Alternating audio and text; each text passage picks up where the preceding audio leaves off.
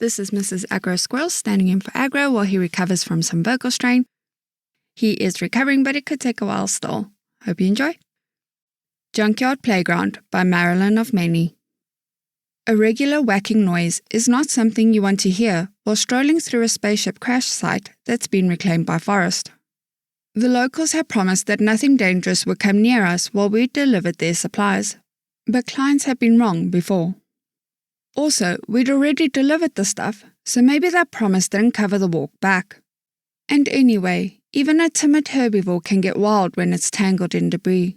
Thinking of several unfortunate animals I'd known in my veterinarian days, I glanced down at Paint to see if she'd noticed the sounds. Paint's eyes were wide. She moved with more lizard-like twitchiness than usual, her head skipping side to side, scanning the bushes and twisted metal like she'd smelt something that wanted to eat us, but wasn't sure if it had spotted us yet. I stopped walking. In an undertone I asked, "Do you want to take a different route?" Paint froze, snout still moving. Maybe. Another whack sounded. I opened my mouth to suggest a detour around the tallest chunks of hull, or whatever they were, when I heard something that made it all better. Mr complaining. "Oh, for the sake of sudden waves, aim to the left." The answering voice was more subdued, but sounded tasty. The whacking stopped. Paint managed to perk up and relax at the same time. "Oh, it's them." She took off through the undergrowth, faster than was probably wise, given that her species wasn't fond of shoes. I hurried after. A big section of wall loomed ahead, made of something too smooth for alien moss to grow on. The voices were coming from the other side. Paint beat me there. "Hey," she said brightly, "I thought your delivery was in the other direction." I caught up, swinging around the corner to find squid-like Mr perched on a hover sled full of small boxes, the one conspicuous empty spot, while Cole stood nearby. He held a long cable in both scaly hands like he'd been whipping something with it. "It is," Mr said to Paint, waving a tentacle half-heartedly in greetings. "Local fauna stole a box." "Where?" I asked, looking sharply for anything that could have been on the receiving end of that cable whip, but Coles pointed up to where the smooth wall gave way to exploded metal shapes, with a familiar white plasteel shipping box caught between them. No fauna in sight. "It flew off right away," Coles told me, pulling the cable back to sling it in an underhanded throw that rebounded off the wall with a familiar sound. "Oh dear," Paint said. "Yeah," Mr grumbled. "Luckily our client specified they'd be there all day, otherwise we would be very late." "Why not call back to the ship?" I asked, looking for something to climb, but coming up with nothing. "That," said Coles, throwing again, "would be embarrassing." "Why?" I asked, looking at Mr. He sighed, drooping back like a deflating balloon. "Both Trilly and Z volunteered for this delivery, but we'd already claimed it, and we told them it was fine." "And," I said, visualizing one of our insect-like crewmates stretching up the wall further than I could even reach. "They'd never let you live it down." "Oh yeah, they'd be insufferable," Mr said. "I don't even know if Z could reach it, but Trilly definitely could, and neither of them would let that go in a hurry." "I really thought I could get it with this," Cole said. "Can I try?" I asked. He willingly handed it over, and I gave it a shot, having better luck with an overhanded angle that human shoulders were more suited to. I hit the box squarely, with a resounding whack from above and a cheer from Paint, but the box just rattled in place. I kept at it.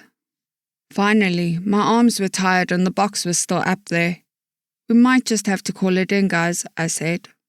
Mr groaned theatrically, while Coles wordlessly took the cable back to give it another go. Paint looked around.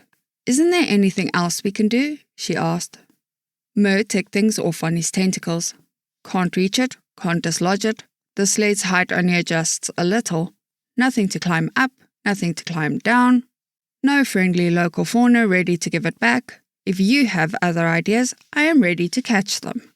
He splayed his tentacles in a sunray pattern that looked more than a little sarcastic.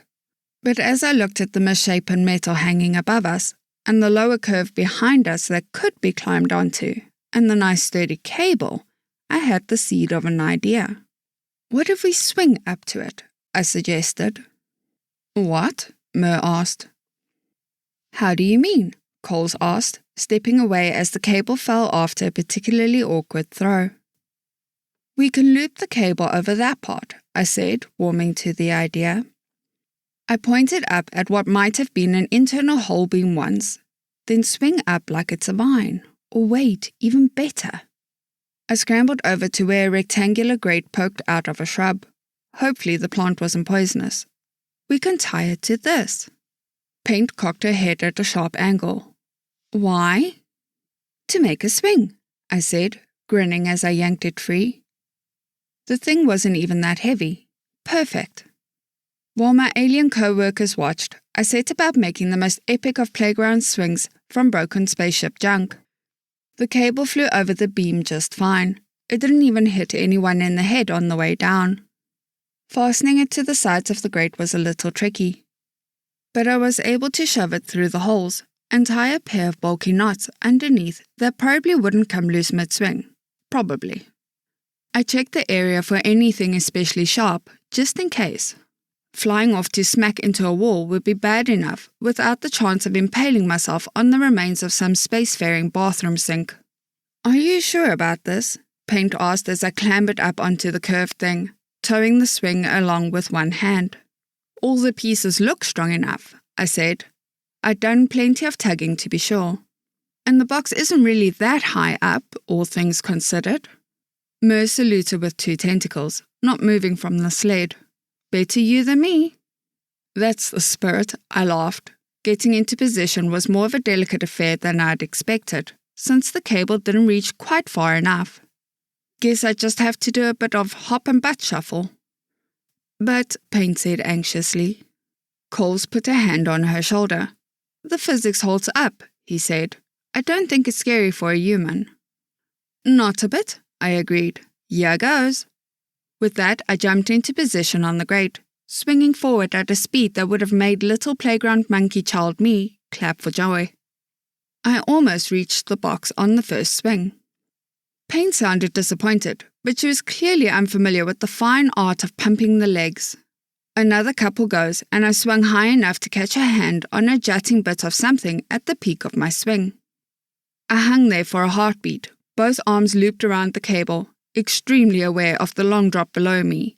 Then I stuck a leg out and kicked the box free. It was sturdy enough to land in one piece. Before letting go, I made certain that I was in position with my other hand clutching the cable, with the appropriate amount of nerves. Then I let go of the bar and fell. The swing downward was much more adrenaline-ridden than the ride up, with a moment of freefall before the cable jerked taut and bounced me back towards my original launch platform. I held that cable in a death grip, pressing my butt into the grate hard enough to leave a waffle pattern that I would tell no one about. I almost hit my foot on a spar that I hadn't gone near the first time. But I made it. When the swing finally slowed enough for me to drag my feet through the rubble, Paint ran over, full of praise. You did it. That was amazing. Nice kick, Coles added. He put the box onto the cart, not a scratch on it. Mer moved out of the way. We may just have to tell the others after all, because that was impressive. Glad it worked, I said, getting back onto my feet with only a little shakiness. This stuff made a great swing. Pity we can't take it with us. Paint craned her neck up at it. You said this is something from a recreation center. Is it spacefarer training for acceleration? I laughed at that. No, I said. Human training for being a human.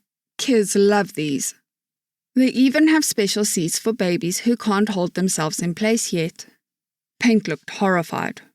Coles just shook his head quietly while Mer did some chuckling of his own. That explains so much about you, Mer said. Come on, let's drop this off then go tell Trilly. Maybe next time we visit a human settlement, they'll have one of these big enough for her to ride. She'd hate it. Coles nodded. She would. Paint grimaced but said nothing. I smiled. I actually do know a place like that. Of course you do, said Mer. Onward. End of story.